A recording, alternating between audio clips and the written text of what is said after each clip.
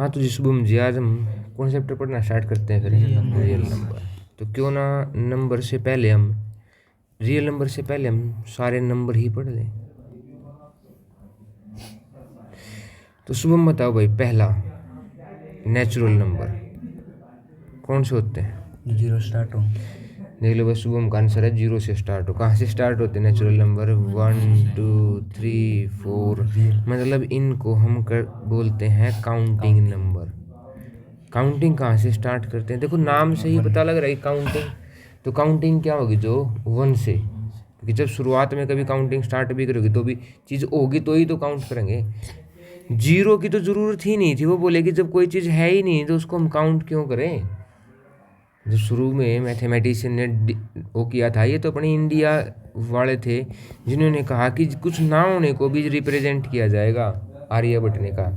और इसका सिंबल दिया एक गुप्ता एक मैथमेटिशियन थे बहुत पुराने, उन्होंने कहा कि ये सिंबल देंगे जी हम इसको, जीरो को। तो सुबह में बताओ फिर होल नंबर कौन से होते हैं? होल नंबर बताओ भाई, शुभम बताओ भाई दद्दू। सर जो जीरो से स्टार्ट हो। जो जीरो से स्टार्ट हो, 0 1 2 3 और आगे चलते रहे कहाँ तक है? इनफाइनाइट तक। तो बताओ भाई आशीष, इंटीजर्स कौन से होते हैं? बंद करके आगे दरवाजा, सही था। इंटीजर्स हाँ बोलो। देख लो 10th क्लास में हो तुम। जो लाइन पर रिप्रेजेंट किया जा सके। लाइन पर रिप्रेजेंट किए जाने वाले नंबर रियल नंबर कहलाते हैं। जो नंबर नेगेटिव या पॉजिटिव या मतलब कि एक होता है जीरो, जिसको हम न्यूट्रल इंटीजर कहते हैं। क्या कहते हैं इसको? Neutral integer. इस साइड राइट साइड हम दिखाते हैं पॉजिटिव इंटीजर, और इस साइड दिखाते हैं हमें नेगेटिव इंटीजर। मतलब ये ऐसे नंबर होते हैं जो कंप्लीट होते हैं, लेकिन पॉजिटिव और नेगेटिव दोनों होते हैं। अब यहाँ से थोड़ा सा एक डाउट होता है कि जी नेगेटिव का क्या मतलब है। देखो, नेगेटिव होना कुछ भी शो नहीं करता, केवल डायरेक्शन शो करता है। क्या शो करता है? केवल डायरेक्शन शो करता है। मतलब कि मान के चलो ये हमारा सी लेवल है। क्या है? सी लेवल। सी लेवल समुद्र का लेवल। कोई इससे ऊपर जा सकता है, उसको अगर हम पॉजिटिव कह रहे हैं, तो कोई इससे नीचे जाएगा तो उसको क्या कहेंगे? नेगेटिव। क्या नीचे कुछ था जो नेगेटिव है? नहीं। इसी चीज के लिए मतलब नेगेटिव तो केवल और केवल क्या रिप्रेजेंट कर रहा है यहाँ पे? केवल डायरेक्शन रिप्रेजेंट कर रहा है और कुछ भी रिप्रेजेंट नहीं कर रहा। तो हमारे पॉजिटिव हो गए, नेगेटिव हो गए और न्यूट्रल हो गए। जीरो को न्यूट्रल कहा जाएगा, जीरो से बड़े सारे पॉजिटिव, जीरो से छोटे सारे नेगेटिव। तो जी फोर्थ हम स्टार्ट करते हैं फिर इवन नंबर। तो इवन नंबर आशीष कौन से होते हैं? सर जो दो से कटते हो। जो दो divisible by two, divisible by two. क्या पहचान होती है कि इनके यूनिट डिजिट पे 0 2 4 6 8 होता है। हमारे अगले कौन से हैं? ओड हैं जी। तो बताओ भाई शुभम, ओड कौन से होते हैं? 3 हो गए। 3 हो गए। देखो सीधा 3 हो गए। 1 जो खुद से और नॉट डिविजिबल बाई, देख ले कहीं कभी कहीं जा रहा है, कभी कहीं जा रहा है। नॉट डिविजिबल बाई 2, जिसके यूनिट प्लेस पे 1 3 5 7 और 9 होगा। वो नंबर कौन से कहलाएंगे सुबह में? ओड नंबर कहलाएंगे। चलो जी आगे आते हैं फिर। अब मैं शुभम से पूछता हूँ कि शुभम मेरे को ये बता दे कि जी फैक्टर भाई साहब एक नाम होता है, जिस इस फैक्टर को क्या कहते हैं? देखो हम पूरा बेसिक से ही पढ़ते हैं हर बार एक चैप्टर को। तो बताओ शुभम, फैक्टर क्या होता है? जिससे हम निकाल सके। देखो मैं पूछ रहा हूँ, बता कुछ रहा है। मैं पूछ रहा हूँ कि फैक्टर क्या होता है, जिससे हम उनका एलसीएम निकाल सके। इसका इस बात से क्या मतलब है? मैंने तेरे से पूछा अमन है किसी फैक्टर नंबर के 2 या 2 से ज्यादा। देख मैं पूछ रहा हूँ फैक्टर क्या होगा, किसी नंबर के 2 या 2 से ज़्यादा फैक्टर। और मैं फैक्टर ही तो पूछ रहा हूँ आपसे।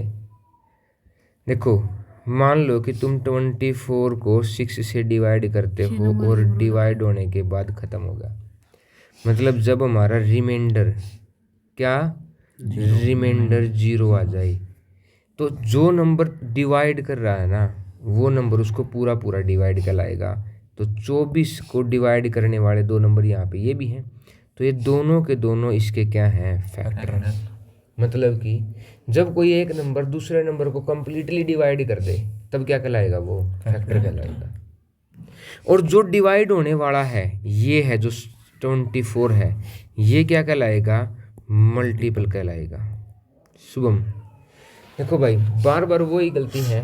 मैं सच में मतलब मैंने आज तो उम्मीद भी नहीं करी थी कि तुम फैक्टर भी ना बता पाओगे, लेकिन क्या समझे, बताओ भाई हिंदू, कि ये जो 6 और 4 जो इसको पूरा पूरा डिवाइड कर रहे हैं ये तो क्या है, इसके फैक्टर हैं। और ये क्या है, मल्टीपल। मतलब जो नंबर टेबल में आता है उसको क्या कहते हैं हमें, मल्टीपल। और जो नंबर डिवाइड करता है उसको क्या कहते हैं, फैक्टर। जो नंबर किस में आता है, टेबल में आता है। तो हम कुछ कुछ खास बातें देखते हैं फैक्टर की। पहली कि 1 सब का फैक्टर होगा। किसका फैक्टर होगा, सब का फैक्टर होगा। सबसे छोटा भी होगा और सब का भी होगा।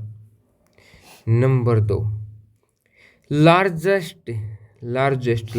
लार्जेस्ट जो फैक्टर होगा ना वो कौन होगा, वो नंबर है इटसेल्फ होगा। क्या होगा, इटसेल्फ होगा। मतलब सबसे छोटा 1, लार्जेस्ट इटसेल्फ। ठीक है जी। अब हम फिर पूछते हैं क्या आगे, 7th मल्टीपल। अभी हमने समझ भी लिया वैसे मल्टीपल तो क्या था। शुभम चल दोबारा फिर बता दे एक बार, मल्टीपल क्या पढ़ा था। दो चीजें गुणा हो उसका प्रोडक्ट है। क्या ये बताया था तू बता फिर। 24 मल्टीपल क्या एक 24 ही मल्टीपल था, तू बता भाई। हम 20 है। किसी नंबर को जो नंबर मल्टीप्लाई करे, किसी नंबर को जो नंबर मल्टीप्लाई करे, भाई गजब। जो टेबल में आता हो। हाँ सिंपल सी बात थी, जो किसी की टेबल में आएगा वो नंबर क्या कहलाएगा, उसका मल्टीपल कहलाएगा। टेबल 4 की टेबल कहाँ से काउंट होगी, 4 1 जा 4, 4 2 जा 8, 4 3 जा 12, 4 ऐसे 16, ये चल रही है भाई आगे कहाँ तक है, इनफाइनाइट तक। तो यहाँ पे मैं बात नोट कर सकता हूँ कि सबसे जो छोटा मल्टीपल है ना वो नंबर क्या है, वो खुद है। और अगला मल्टीपल कैसे आ रहा है, वो नंबर को ऐड करके आ रहा है। और कहाँ तक जा रहे हैं हमें, इनफाइनाइट तक। चलो जी अब तो ठीक हो गया। तो शुभम बताओ मेरे को, अब एक नंबर है फिर प्राइम नंबर। क्या होता है एक नंबर है, प्राइम नंबर। तो कौन होते हैं प्राइम नंबर, जो एक से और खुद से डिवाइड हो। बिल्कुल है। जिसके पास हैज ओनली 2 फैक्टर्स। जिसके पास कितने हों, 2 फैक्टर। एक तो ये 1 एंड सेकंड कौन होगा, इटसेल्फ। एक तो कौन होगा हमारा 1 और सेकंड कौन होगा, इटसेल्फ। तो जी प्राइम नंबर किसे कहेंगे, जिनके केवल 2 फैक्टर हों। अब एक 1 कौन है, सबसे पहला प्राइम नंबर है 2। अगला 3, अगला 5, अगला 7, अगला 9, देख लो 11, 11, अगला 13 और आगे चलते रहेंगे ऐसे ही। अब है जी कौन सा, ये तो क्विक रिवीजन है हमारे चैप्टर के लिए। अगला है कंपोजिट नंबर। अगला कौन सा है, कंपोजिट नंबर। कंपोजिट क्या कहलाएगा, बताओ भाई, बताओ दद्दू, कंपोजिट नंबर कौन सा कहलाएगा। 2 से ज्यादा से डिवाइड हो। बिल्कुल 2 से ज़्यादा से नहीं, हैज मोर देन 2 फैक्टर्स। कितने फैक्टर होंगे इसके पास, 2 से ज़्यादा। और सबसे पहला कंपोजिट नंबर है 4, फिर 6, फिर 8, फिर 9 और 10, फिर 12 और आगे चलते रहेंगे। जिसके पास कितने से ज़्यादा फैक्टर हों, 2 से ज़्यादा, उसको कौन सा नंबर कहेंगे, कंपोजिट नंबर कहेंगे। अभी यहाँ तक ख़त्म नहीं हो रहा है जी, अभी इसके ऊपर मैं काम भी कराऊंगा। अब अगला एक टॉपिक है, एक और है को प्राइम नंबर। क्या है, को मैंने सह, प्राइम मतलब ये नहीं कहा इसने कि ये प्राइम है, इसने कहा ये सह प्राइम है।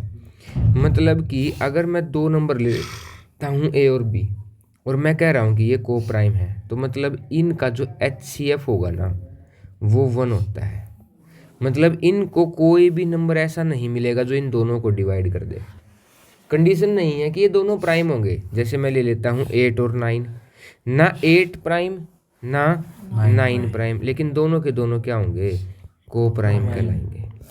और इनको क्या कहेंगे हमें, को प्राइम नंबर। मतलब उन दोनों का HCF मतलब उनको डिवाइड करने वाला नंबर केवल कितना होगा, एक, मतलब वन ही होगा वो खुद। उनको क्या कहते हैं हमें, को प्राइम। ठीक है जी। फिर अब हमारा टॉपिक एक और है जो बहुत ज़्यादा इम्पोर्टेंट है, रैशनल नंबर। क्या है, रैशनल नंबर। रैशनल नंबर कौन से कहलाएंगे, जो P बाई Q की फॉर्म में लिखे जाते हैं, Q is not equal to 0 होता है। अब जी एक और रह गया फिर हमारा, डेसिमल एक्सपेंशन होते हैं फिर एक नंबर। कौन से होते हैं, डेसिमल। डेसिमल के दो पार्ट हैं, पहला है टर्मिनेटिंग। क्या है, टर्मिनेटिंग। टर्मिनेट का मतलब खत्म होना, जैसे कि 1.25, 1.31। और ये नंबर भी कौन से होते हैं, रैशनल होते हैं। कौन से होते हैं जी, क्योंकि मैं इसको लिख सकता हूँ 131/100। ठीक है ना, क्या लिख सकता है, नहीं लिख सकता। तो इसको भी कौन सा कहेंगे हमें, रैशनल नंबर कहेंगे। दूसरे कौन से हैं, दूसरे हैं जी नॉन टर्मिनेटिंग। क्या है, नॉन टर्मिनेटिंग, मतलब जो ख़त्म ही नहीं होंगे।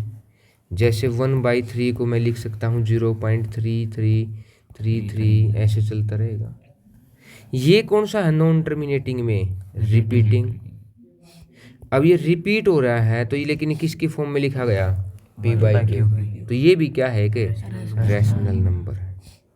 मतलब हमने ये देखो, ये क्विक रिवीजन, हम ये नहीं सोचेंगे कि वीडियो अगर जिसने थोड़ा सा लग रहा है कि अपने जाकर पीछे फिर देख लो एक बार क्या क्या है।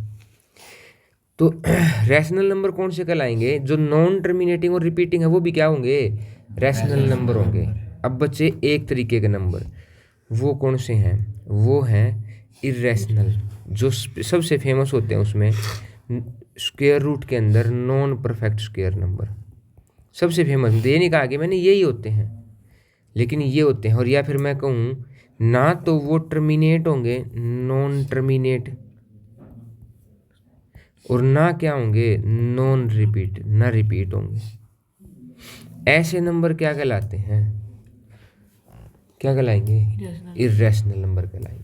जैसे कि मैंने लिख दिया 1.31414781543197, मतलब कुछ भी हो रहा है, ना तो ख़त्म हो रहे ना रिपीट हो रहे। जैसे सबसे फेमस है इनमें पाई, जिसको हम 22/7 भी लिखते हैं, लेकिन इसकी अप्रोक्स वैल्यू है। कौन सी वैल्यू है, अप्रोक्स। जैसे √2 को हम लिखते हैं 1.414, ये भी कौन सी वैल्यू है, अप्रोक्स वैल्यू। समझ में आ गया।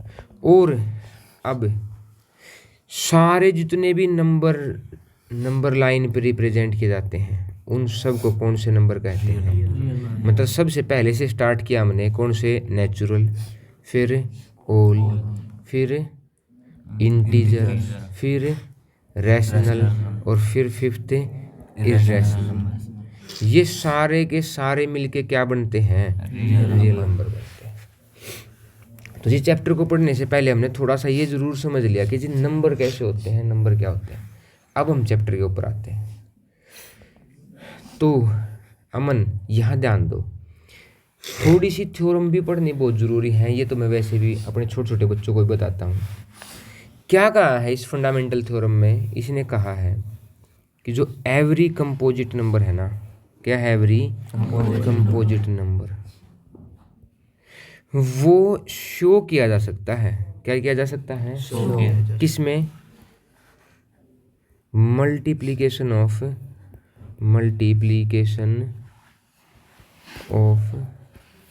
Prime number. किस में, हर एक कंपोजिट नंबर दुनिया का। जैसे मैंने लिख लिया 4 2 × 2, मैंने लिख लिया 6 2 × 2, मैंने लिख लिया 8 2 × 4। देख लो भाई, सही कहा इसने सुबह में, 2 × 4। मैंने कहा है कि जी प्राइम नंबर की मल्टीप्लिकेशन में शो होगा, लेकिन क्या ये प्राइम है, नहीं। यही सबसे बड़ी मिस्टेक हो जाएगी हमारी। मतलब कि अगर मैं कोई भी नंबर लिख रहा हूँ, जैसे 12 लिख दिया, तो मुझे इसको 3 × 4 नहीं लिखना। क्या लिखना है, 3 × 2 × 2। ये गलत हो जाएगा, क्योंकि इसने ये नहीं कहा है कि कंपोजिट नंबर लेना है। ये फंडामेंटल थ्योरम है, इसको हमें बोलते भी हैं, क्या है इसका टॉपिक का नाम है, प्राइम फैक्टराइजेशन। क्या है? Prime factorisation. कि सारे कंपोजिट नंबर किस में रिप्रेजेंट किए जा सकते हैं? प्राइम नंबर की मल्टीप्लिकेशन में। जैसे हम 24 को लिख दें 2 मल्टीप्लाई 2 मल्टीप्लाई 2 मल्टीप्लाई 3, और इसको लिखने का सही तरीका अब ये हो जाता है, हम थोड़े से बड़े हो गए हैं, ये कि 2 कितनी बार मल्टीप्लाई है अपने आप से? 3 बार, उसको बोलते हैं हम 2 की पावर 3, और इसमें आ गया 3।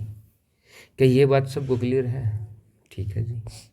अब ये क्लियर है तो हमने इस थ्योरम में यहाँ पे यही सीखा है, और इसके बाद हम क्या निकालते हैं जी? ये देखो एक क्वेश्चन आ गया यहाँ पे, पहला ही एग्जाम्पल है हमारा, क्या है कि 4 की पावर n कभी भी 0 से एंड होगा या नहीं होगा, चेक वेदर करना। देखो यहाँ पे लिखा हुआ है कि check whether there is any value for n 4 की पावर n एंड्स विद 0। अब थोड़ा सा हम समझते हैं कि जीरो कब आता है? जब लास्ट में किसी को भी 10 से मल्टीप्लाई करते हैं, 100 से मल्टीप्लाई करते हैं। और जीरो के प्राइम फैक्टर कैसे होते हैं? जीरो वाले नंबर के 2 मल्टीप्लाई, मतलब अगर अकेला 2 होगा ना तो 0 नहीं होगा, अकेला 5 होगा तो भी 0 नहीं होगा। मतलब इनका क्या कंप्लीट होना चाहिए हमारे पास है? पेयर। लेकिन जब हमारे से 4 की पावर n के बारे में पूछा गया तो इसको लिखते हैं 2 का स्क्वायर की पावर n, और 2 की पावर क्या होती है भाई? मल्टीप्लाई। मतलब इसमें जितने भी नंबर आएंगे दद्दू, वो कितने किससे आएंगे? किस में आएंगे? कौन प्राइम फैक्टर होगा वैसे उसमें? केवल 2। क्या आपको 5 मिलेगा? कभी भी नहीं मिलेगा। जब हमें 5 मिल नहीं रहा है तो क्या कभी भी ये एंड होगा 0 से? नहीं, क्योंकि 0 करने के लिए पेयर होना चाहिए किसका? 2 का और 5 का। 0 करने के लिए क्या होना चाहिए? पेयर होना चाहिए 2 का और 5 का। तो ये पहला क्वेश्चन हमारा इस तरीके से हो जाता है कि जी एक ऐसा ही है 6 की पावर n वाला भी है, तो 6 को क्या लिख सकते हैं हमें? 2 × 3 की पावर n, और इसको लिख सकता हूँ 2 की पावर n और 3 की पावर n। 2 × 3 की पावर n का मतलब है 2 की पावर डिस्ट्रीब्यूशन बोलते हैं जी, पावर दे दी हमने इसको भी इसको भी। लेकिन इस चीज़ में हम ऐसे नहीं दे सकते कभी भी कि 2 + 3 की पावर n था, एक सेकेंड, 2 ×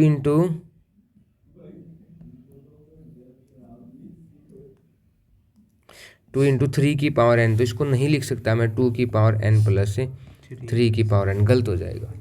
ये मल्टीप्लिकेशन में ही होती है कि जब a मल्टीप्लाई b और उनकी पावर c हो तो a की पावर c इंटू में b की पावर c। क्या समझ में आ गया जी? तो यहाँ भी क्या हमें 5 का पेयर मिल रहा है? 5 का पेयर मिल रहा है भाई आशीष से। क्या है? 2 और 3 है। तो क्या कभी भी एंड होगा ये 0 से? नहीं होगा। चलो जी आगे देखते हैं। आगे हमारा टॉपिक है एलसीएम और एचसीएफ। देखो ये टॉपिक पता कौन सी क्लास में स्टार्ट हो रहा है?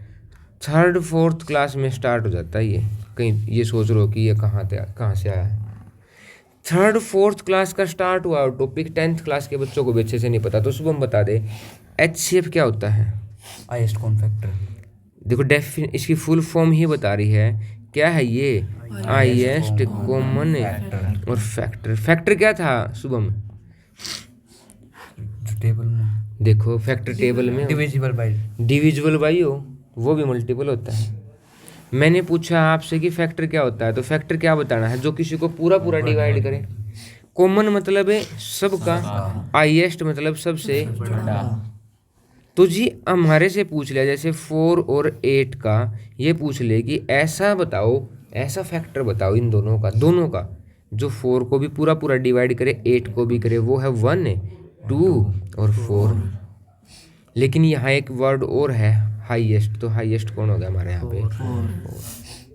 अब एचसीएफ निकालने के ना बच्चों के पास बहुत सारे तरीके हैं। वो तरीके क्या हैं? जैसे एक ऐसे लिख लेते थे भाई 4 और 8, 2 से डिवाइड किया 2 4, फिर 2 से डिवाइड किया 1 2, फिर 2 से डिवाइड किया 1 1। ये जब ये आता था ये इन तीनों की मल्टीप्लाई कितनी आ गई 8 और ये हो जाता था हमारा एलसीएम। और जब तक हमारे कॉमन नंबर आते थे, देखो यहाँ भी 2 डिवाइड हो रहा था, यहाँ भी 2, दोनों को डिवाइड करा था, तो इन कॉमन नंबर की मल्टीप्लिकेशन क्या लिखते थे हमें HCF। क्या लिखते थे हमें HCF। या फिर ऐसे भी करते थे आशीष कि 4 को लिख लिया 2 इंटू 2, 8 को लिख लिया 2 इंटू 2 इंटू, ऐसे भी करते हैं भाई 10th क्लास में बच्चे, मैंने ऐसे भी देखा है कि पेयर में से किसको ले लेंगे, एक नंबर को ले लेंगे, ये तो हो जाएगा क्या HCF। और सारे नंबर पेयर में से एक एक लेने के बाद सारे नंबर और लिख लेते हैं, ये क्या हो जाता है LCM।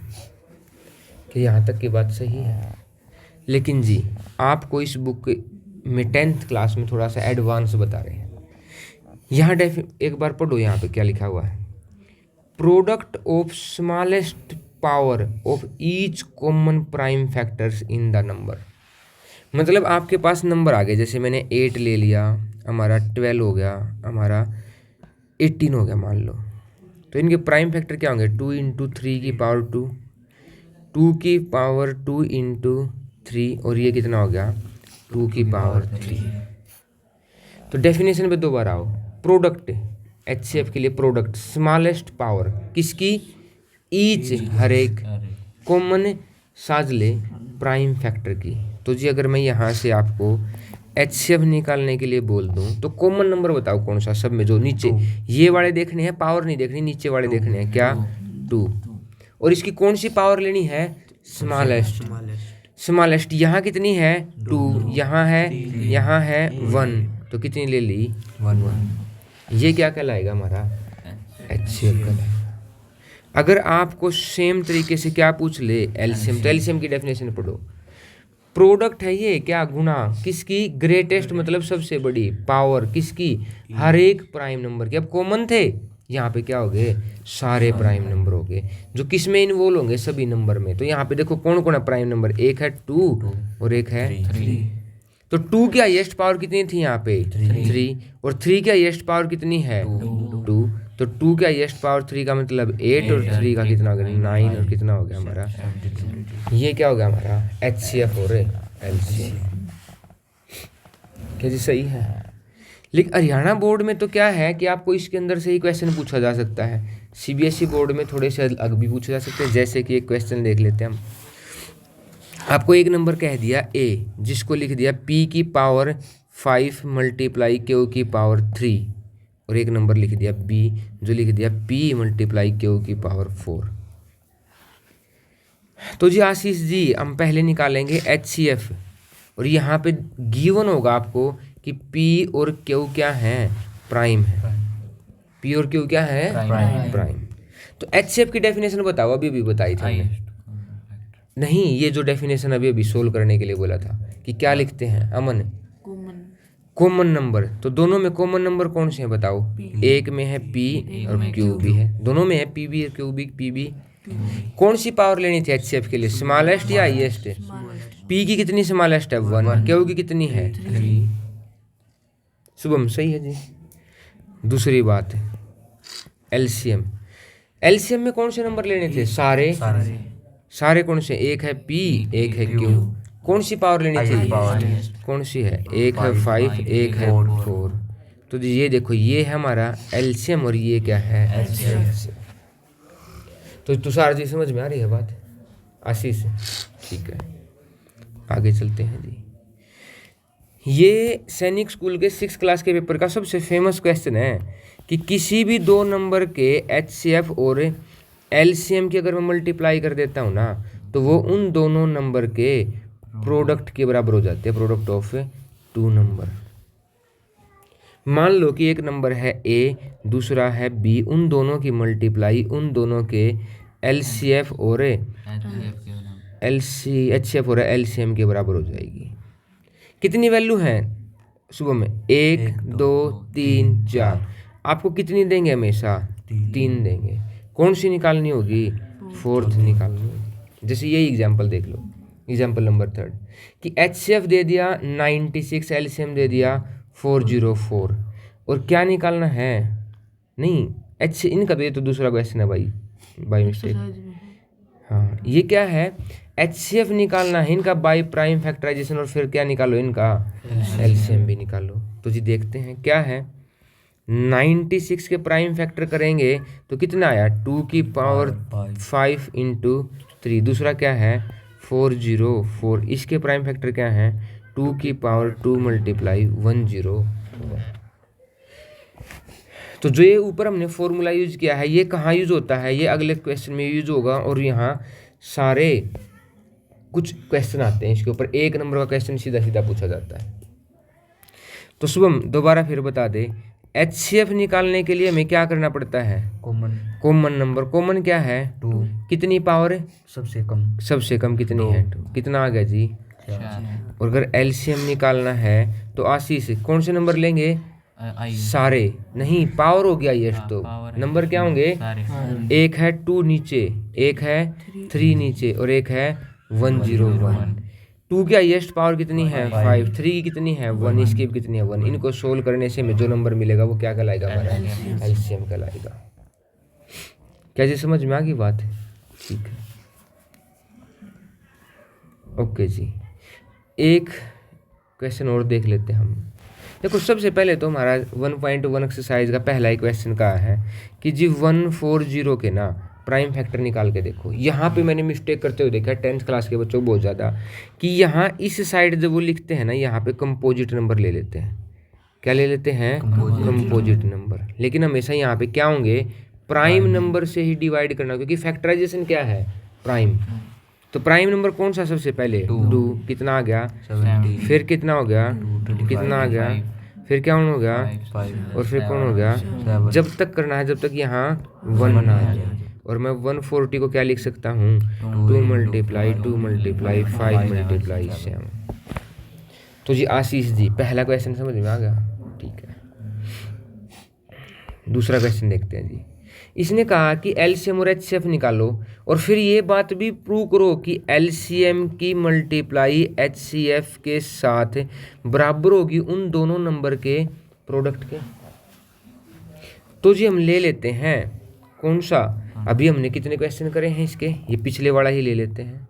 अच्छा तो प्राइम फैक्टर ही किया है, तो एक ले लेते हैं 26 और 91। 26 क्या है 2 इंटू 13, ये क्या है 7 इंटू 13। आशीष HCF के लिए कौन सा नंबर लेंगे, सर कॉमन कितना है, पावर कितनी लेंगे कम, पावर बाद में बतानी पहले नंबर बताने हैं। LCM के लिए क्या लेंगे सभी, एक है 2, एक है 7, एक है 13, ठीक है। अब ये बताओ LCM तो HCF तो हमारा 13 आएगा, LCM करो 13 से हम 91 और 91 का 2 जा 182, क्या सही बात है जी। अब इसने कहा है कि ये बात साबित करो कि जी 26 की मल्टीप्लाई 91 से करूँगा वो किसके बराबर है 13 मल्टीप्लाई 182 के। तो जी आप क्या करोगे इन दोनों की मल्टीप्लाई करके और क्या कर दोगे उनको बराबर शो कर दोगे। क्या समझ में आ गई, ठीक है आशीष। थर्ड क्वेश्चन समझो फिर। थर्ड क्वेश्चन में क्या पूछा है कि जी फाइंड LCM एंड HCF किसका, एक 12 दे दिया, एक 15 दे दिया और एक 21 दे दिया। 12 के प्राइम फैक्टर देखो मैं निकाल नहीं रहा क्योंकि मुझे तो याद है, क्या है 2 की पावर 2 मल्टीप्लाई 3, 15 के 3 मल्टीप्लाई 5, 21 के 3 मल्टीप्लाई 7।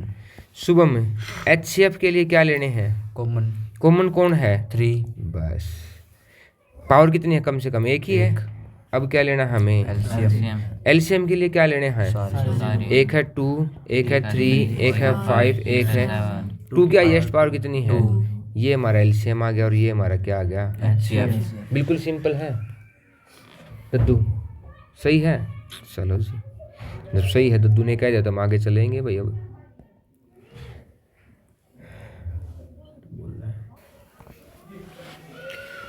तो जी देखो अगला क्वेश्चन क्या कहा इसने कि देखो बहुत बढ़िया तरीके से कहा है कि गिवन दैट, गिवन क्या दे दिया HCF किसका, 306 और 657 का कितना दे दिया 9 और क्या पूछ लिया LCM। अब मुझे पता है कि HCF की गुणा अगर मैं LCM से कर देता हूँ तो वो बराबर हो जाएगी 306 मल्टीप्लाई 659 के। HCF की वैल्यू कितनी है 657 है, एक सेकंड। HCF की वैल्यू कितनी है 9 इधर मल्टीप्लाई में उधर जाके डिवाइड तो जी 306 मल्टीप्लाई 657 के डिवाइड में 9 से डिवाइड करूंगा 9 3 जा 27 बच गए 3 और इन दोनों क्या सोल्व कर दोगे मल्टीप्लाई। क्या समझ में आ गई जी बात, आसान है। अगला क्वेश्चन थोड़ा सा बढ़िया है भाई, ये तो मैंने करवा ही दिया 6 की पावर n की सेंड नहीं होगा, 0 से एंड नहीं होगा क्योंकि 6 की पावर n का मतलब है कि 2 की पावर n मल्टीप्लाई 3 की पावर n और कोई भी पेयर नहीं, क्लियरली विजिबल है कि यहाँ पे 2 का और 5 का पेयर नहीं है हमारे पास, क्योंकि 0 बनाने के लिए किसका किसका पेयर चाहिए होगा 2 का और 5 का।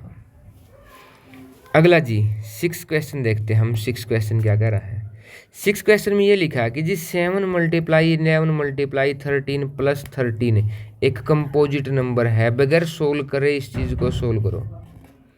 मतलब सोल्व भी नहीं करना है और ये बात समझानी भी है।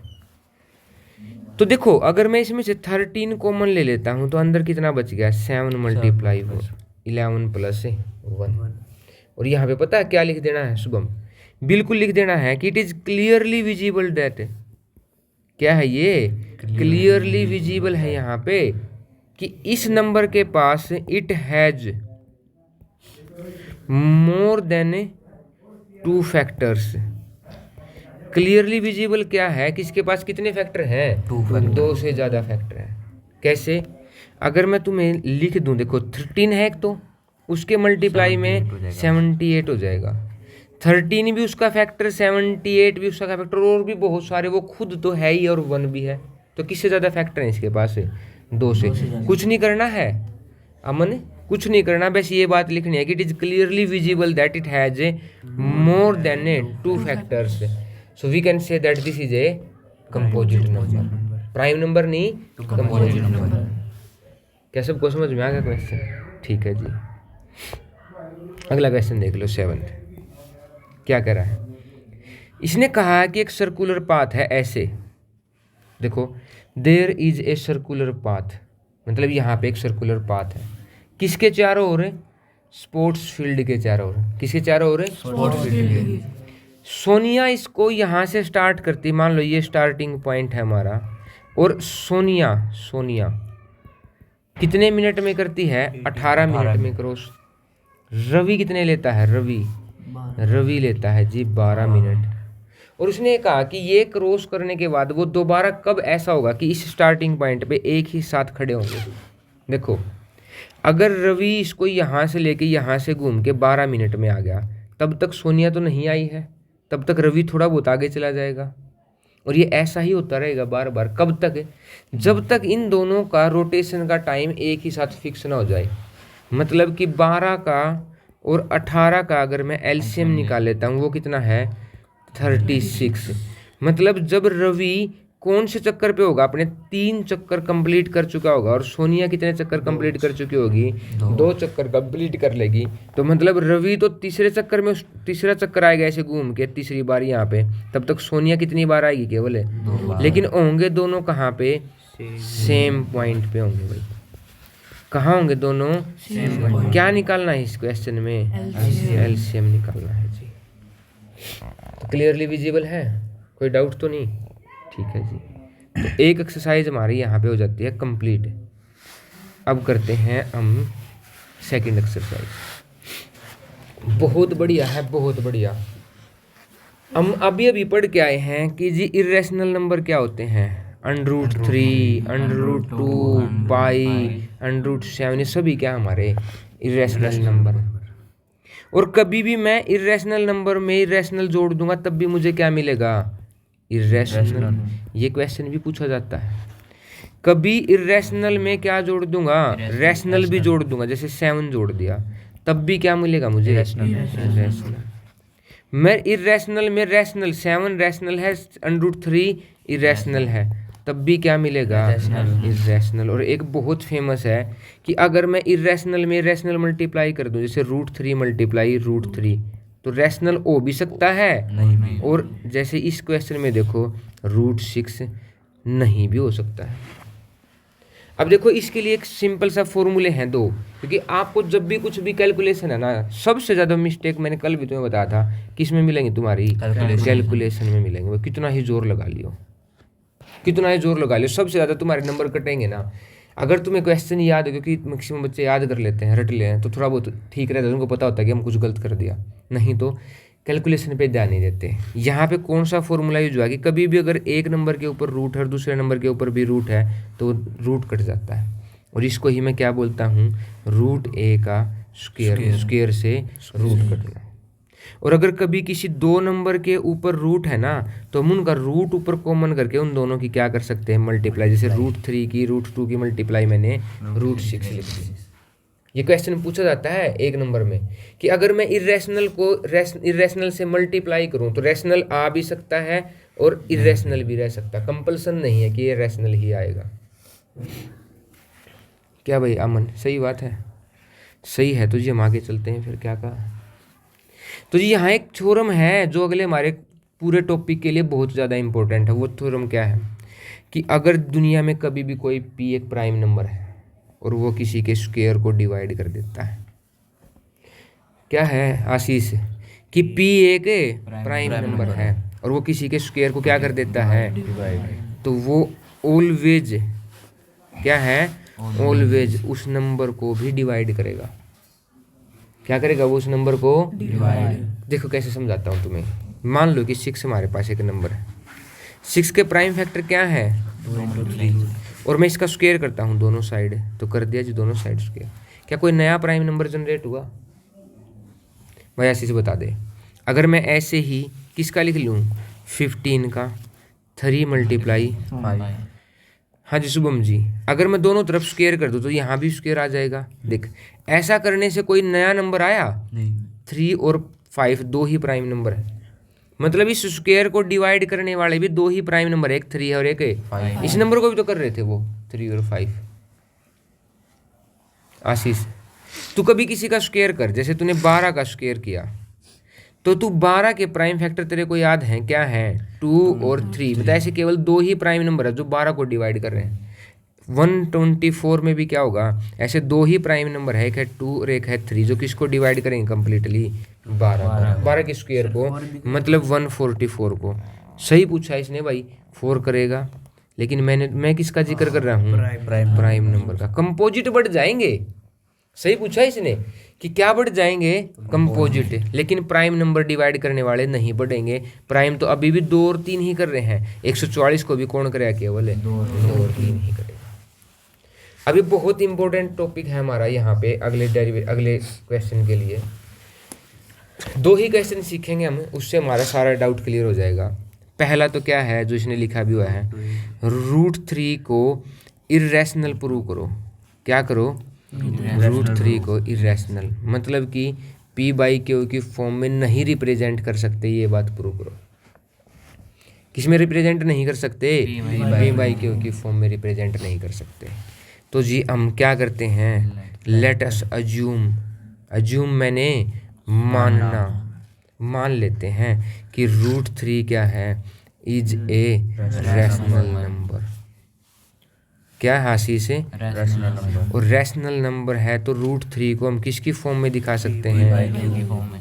किस में दिखाया आशीष से? p/q। और यहाँ पे एक लाइन भी लिखते हैं कि where p and q are coprime, मैंने ये सारी चीज़ें बता के आया हूँ, को प्राइम इंटीजर्स है।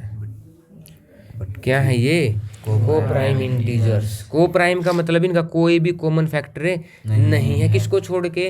1 को छोड़ के। और सारा चक्कर भी तो इसी के ऊपर है। जब हम इसको कंट्राडिक्ट करते हैं, इस को प्राइम वाली को ही तो कंट्राडिक्ट करते हैं, और किसी बात को कंट्राडिक्ट थोड़ी करते हैं। अब आशीष इस क्वेश्चन को लिखते वक्त रटनी नहीं है चीज़ें, याद भी समझनी है। जो भी करो but q is not equal to 0। हाँ, but q is not equal to 0। याद क्या रखना है कि जैसे हमने क्या किया, हमने किया स्क्वेयरिंग बोथ साइड। तो लिखी ये बात है कि जो हमने दोनों साइड क्या कर दिया है, स्क्वेयरिंग कर दिया। स्क्वेयर करूंगा तो इधर क्या होगा भाई, √3 का स्क्वेयर, और उधर क्या हो जाएगा, b/q का b/q का होल स्क्वेयर। आशीष अभी सिखा के आया था कि अगर पूरे का स्क्वेयर और रूट है तो कैंसिल हो जाता है √3, और पावर क्या हो जाती है, डिस्ट्रीब्यूट। पावर क्या हो जाती है, डिस्ट्रीब्यूट। अब मैं इस पी स्क्वेयर को क्या लिख सकता हूँ, मैं इसको लिख सकता हूँ 3q स्क्वेयर। अब यहाँ से एक चक्कर और स्टार्ट होगा, इसको 1 मान लेते हैं हम।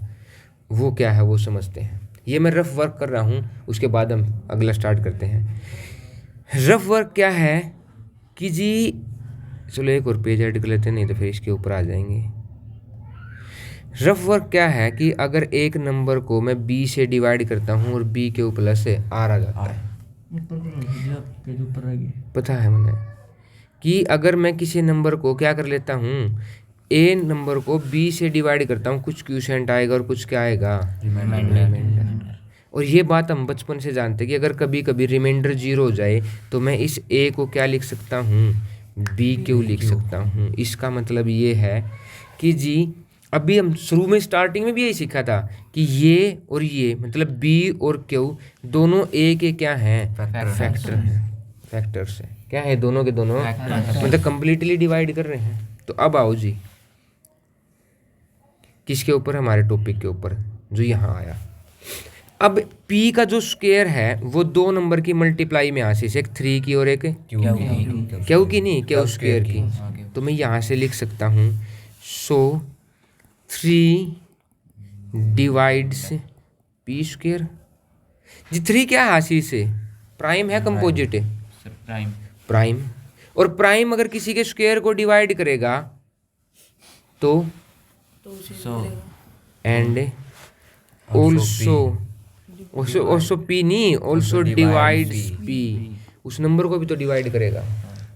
और अगर वो कोई नंबर किसी नंबर को पूरा डिवाइड करता है, p को 3 पूरा डिवाइड कर रहा है, तो कुछ क्यूसेंट छोड़ेगा, लेकिन रिमाइंडर कितना हो जाएगा, 0। और मैं इस बात को पुट वैल्यू ऑफ p किसमें, 1 में पुट करते हैं। लिखते रहो, अच्छा तभी तो लगेगा कि एग्जामिनर को तभी पता लगेगा कि तुम्हें कुछ पता है। कर दिया जी, 3q square is equal to 3c का, और 3q स्क्वायर इज 3 का स्क्वायर है, c स्क्वायर 3 इधर मल्टीप्लाई में उधर जाके डिवाइड में 3 से 3, मतलब हमारा q स्क्वायर कितना आ गया, 3c स्क्वायर। अब आशीष यही बात ऊपर भी आई थी जिसके लिए मैंने तुम्हें एक टॉपिक समझाया था कि अगर कभी एक नंबर 2 नंबर की मल्टीप्लाई में है तो दोनों के दोनों उसको क्या करेंगे, कंप्लीटली डिवाइड। अब यहाँ ध्यान दो, q स्क्वायर 2 नंबर की मल्टीप्लाई में है, 3 और c स्क्वायर की, तो मैं यहाँ से लिख सकता हूँ, सो 3 क्या कर रहा है आशीष, इसको किसको डिवाइड से, q स्क्वायर को किसको डिवाइड कर रहा है, एंड किसको डिवाइड करेगा फिर, ऑल्सो डिवाइड से। अभी लिखवाया था q को किसको डिवाइड करेगा, आशीष से। ये है सारा का सारा चक्कर इस क्वेश्चन में कि हमने जिसको डिवाइड हमने ये माना था कि p और q क्या है, को प्राइम, लेकिन 3 किसको डिवाइड कर रहा है यहाँ से, q को। और थोड़ी देर पहले ये भी तो लिखा है कि 3 किसको डिवाइड कर रहा है, p को। तो जो हमने अज्यूम किया था, तो Ashish so our assumption is wrong, क्या हो जाएगा, हमारा अजम्पशन है रॉन्ग हो जाएगा। क्या हो जाएगा आशीष, हमारा अजम्पशन है रॉन्ग हो जाएगा। तो हेंस लिख देंगे हम यहाँ पे, हेंस मतलब इस प्रकार √3 इज एन इरेशनल नंबर। क्या हो जाएगा आशीष से, √3, और हमारे 4 नंबर पक्के हो गए भाई। समझ में आ गई बात। हमें बात का पता होना चाहिए कि हम कौन सा स्टेप क्यों लिख रहे हैं, उसका रीजन, तब हमारा प्रिंसिपल बिल्कुल सही हो जाएगा।